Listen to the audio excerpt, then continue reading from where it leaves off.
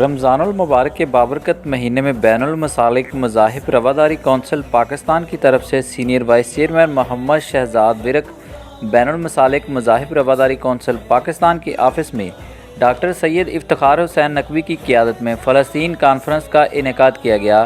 مظلوم فلسطینیوں سے اظہار یکجہتی کرتے ہوئے تمام مسالک و مذاہب کی شرکت۔ اس موقع پر ڈاکٹر سید افتخار حسین نقوی نے میڈیا سے بات کرتے ہوئے کہا، معصوم بچوں کا خون بہایا جا رہا ہے اور فلسطینیوں کی نسل کشی کی جا رہی ہے اور ننگی جارحیت کی جا رہی ہے۔ اس کے باوجود کہ عالمی عدالت انصاف یہ فیصلہ دے چکی ہے کہ فلسطین میں اسرائیل جنگی جرائم میں ملوث ہے اور وہ فلسطینیوں کی نسل کشی کر رہا ہے، لیکن افسوس کہ اس فیصلے پر عمل درآمد کرانے والا کوئی نہیں ہے۔ اس فیصلے کے باوجود اسرائیل کی بربریت روانیت میں کوئی کمی نہیں آئی ہے۔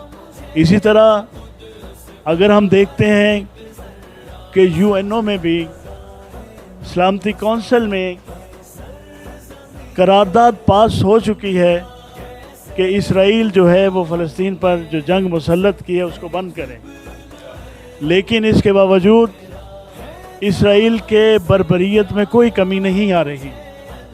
تو ہم سمجھتے ہیں اس صورتحال میں یہ دنیا غیر محفوظ ہو چکی ہے اور اسرائیل دنیا کو یہ پیغام دے رہا ہے کہ وہ دہشت گردی کی انتہا میں جو چاہے گا جہاں چاہے گا کرے گا۔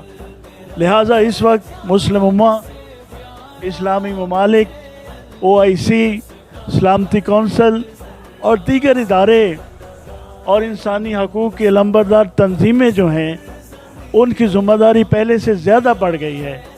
ہم سمجھتے ہیں کہ اگر اس وقت اسرائیل کو نہ روکا گیا تو پھر خدا نخواستہ اس دنیا میں آنے والے دنوں میں ایک مذہبی اور سیاسی جو ہے عالمی سطح پر تہذیبوں کا ٹکراؤ جو ہے وہ ہمیں نظر آ رہا ہے۔